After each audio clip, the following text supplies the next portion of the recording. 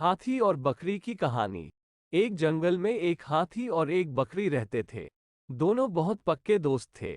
दोनों साथ में मिलकर हर दिन खाने की तलाश करते और साथ में ही खाते थे। एक दिन दोनों खाने की तलाश में अपने जंगल से बहुत दूर निकल गए। वहां उन्हें एक तालाब दिखाई दिया। उसी तालाब के किनारे एक बेर का पेड़ था। बेर का पेड़ देखकर हाथी और बकरी बहुत खुश हुए। वो दोनों बेर के पेड़ के पास गए। फिर हाथी ने अपनी सूंड से बेर के पेड़ को जोर से हिलाया और जमीन पर ढेर सारे पके हुए बेर गिरने लगे। बकरी जल्दी जल्दी गिरे हुए बेरों को इकट्ठा करने लगी। संयोगवश उसी बेर के पेड़ पर एक चिड़िया का घोंसला भी था, जिसमें चिड़िया का एक बच्चा सो रहा था और चिड़िया दाने की खोज में कहीं गई हुई थी।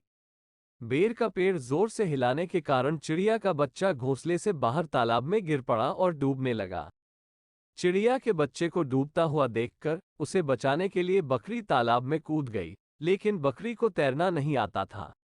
इस वजह से वह भी तालाब में डूबने लगी। बकरी को डूबता हुआ देखकर हाथी भी तालाब में कूद गया और उसने चिड़िया के बच्चे और बकरी दोनों को डूबने से बचा लिया। इतने में चिड़िया भी वहां पर आ गई थी और वह अपने बच्चे को सही सलामत देखकर बहुत खुश हुई।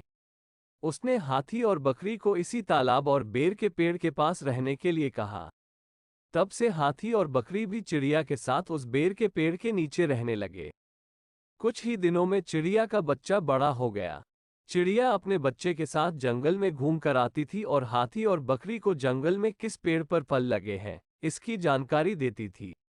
इस तरह हाथी, बकरी और चिड़िया मजे में रहते और खाते पीते थे। कहानी से सीख। हमें किसी का बुरा नहीं करना चाहिए। अगर हमारी गलती से किसी को परेशानी होती है तो उस गलती को सुधारना चाहिए और मन मुटाव दूर करते हुए एक दूसरे की मदद करनी चाहिए।